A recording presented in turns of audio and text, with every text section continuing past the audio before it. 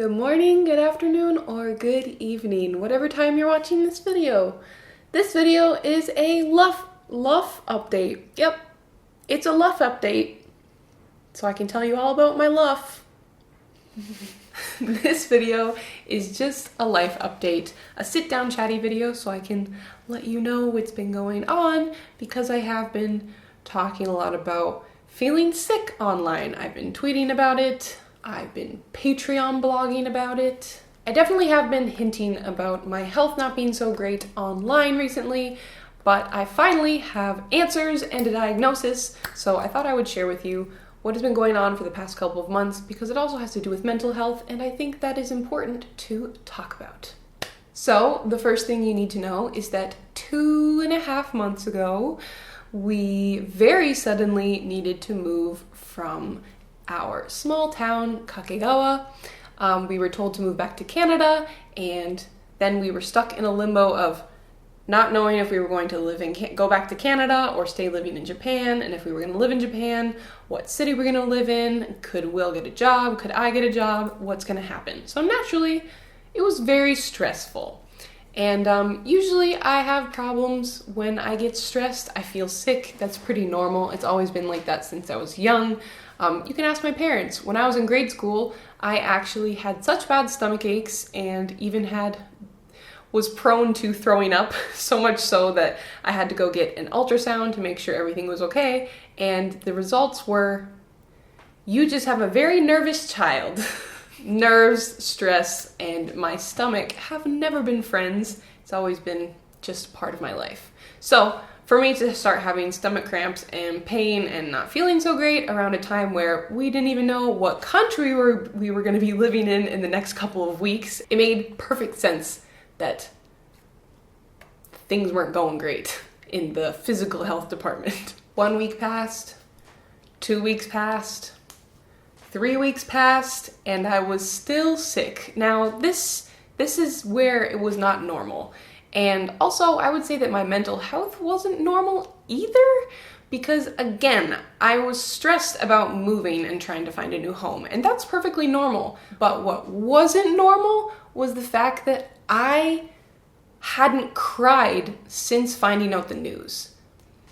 And if you know me, that's weird. I cry a lot. I'm really good at crying. You show me a movie, I cry. I listen to music, I cry. Anything stressful happens, I cry. It's just good. It's cathartic to me. I think of it as something very healthy. And that's when I knew something was wrong, because I was like, I haven't cried in 3 weeks, and I'm moving from a place that I love very, very much to a completely new place where I don't know anybody. And I've worked so hard to build a community in this city, and I'm going to miss it so much. That was the first sign that I was bottling my stress up like crazy, and I didn't want to talk to anybody about what I was feeling because I didn't want to sound ungrateful. Because living in Japan is such an incredible blessing and a privilege, and when we decided to keep staying in Japan and just move to another city, I didn't feel like I had the liberty to complain, I guess, or I don't know, admit that I was feeling stressed or really sad or really upset. That the only thing that I wanted to stay in Kakegawa was the only option that we couldn't have. So I kept it all bottled inside and I didn't cry. Next thing you knew, we had moved into the new city, and then my brother came and lived with us for a month. And then when he went home, we had about 1.5 weeks maybe until my sister came and visited me for 2 weeks. Now, during all of this time, I was not getting better at all. I was getting worse physically. I started losing weight.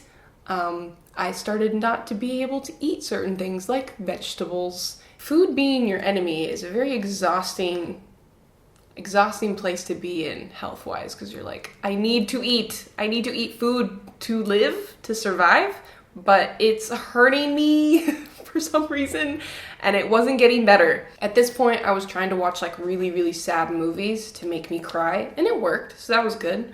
That was a good thing. And Will and I started talking more about our feelings, having feeling talks and stuff like that. It's very important because I was bottling it up so much, And I knew that I was sick because of my stress, and like really sick because of my stress. I'm not gonna go into too much detail, but like I was really sick and it was very concerning. So of course we started going to clinics here and I started getting referrals and medications. Shout out to the Japanese healthcare system, seriously, because for example, the first day that I went to the hospital, I had so many different tests, like 4 different tests, including an ultrasound.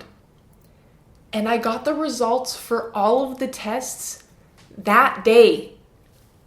Then and there, in the hospital. That is wild to me. I've gotten ultrasounds before in Canada and tests, blood tests and stuff, and it usually takes like a week to get your results. They call you and tell you how you're doing. So, on Tuesday, I got a colonoscopy. It was not fun. In Japan, they do not use any anesthetic or anesthesia at all. You are completely awake and you actually have to watch the screen as well as they tell you in real time what is going on inside your colon. Nothing's weirder than seeing inside your colon in real time. Anyways, 5 seconds into my colonoscopy, I was thinking, wow, colons are weird looking. That's weird. I didn't know that they had white lines and stuff and stripes inside. Wow, so interesting. And then the doctor turned to me and immediately said, you have ulcerative colitis. So yeah, no, that's not what your colon's supposed to look like. I am on anti-inflammatory drugs. I'm going to be taking them for a month and then go for another checkup to see if they're working. Hopefully they do work and can push me into remission. I can't even believe that I continued to post content these past 2 months, and I even started up a second channel while all of this was happening. Subscribe to my gaming channel, it's really fun. But yeah, looking back, I'm like, I'm crazy. Why didn't I just rest for 2 seconds? And that's what I really want to talk about, is stress and rest. Rest. Take a break. Don't push yourself too hard. I'm telling you from experience. If I wasn't so stressed and bottling everything up and pushing myself too hard and stressing about work and posting and I guess focusing on work too much and trying to please everyone, I wouldn't have had this flare up. I really wanted to just say, don't underestimate your mental health. It is like this with your physical health. They are best friends and they affect each other very, very tightly. I at least have hope that if I can get my stress and anxiety levels down, I can probably stay in remission for a long time, and that is very positive. I'm very hopeful moving forward. I'm really glad that I have a diagnosis now and this is something I can be aware of, and now I can have the proper medications to move forward and enjoy food again.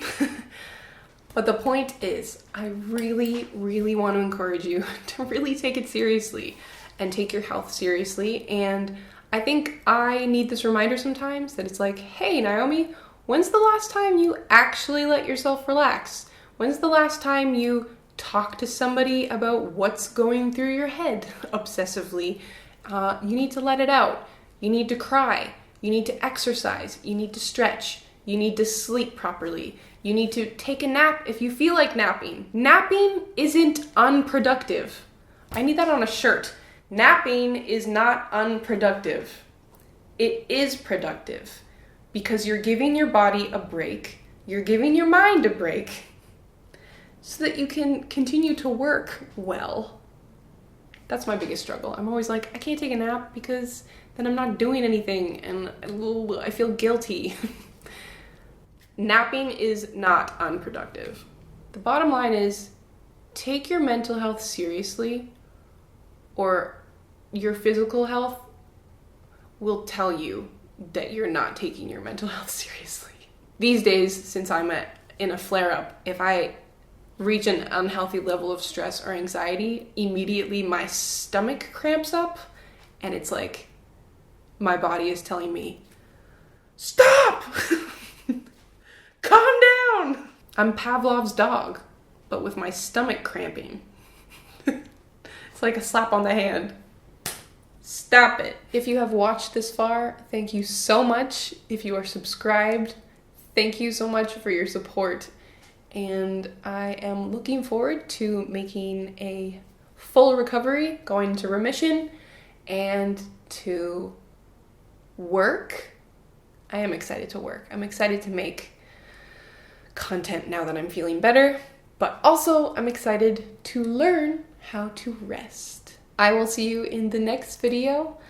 I hope that you are having a good day, and if you are not, that is also okay. You'll make it through.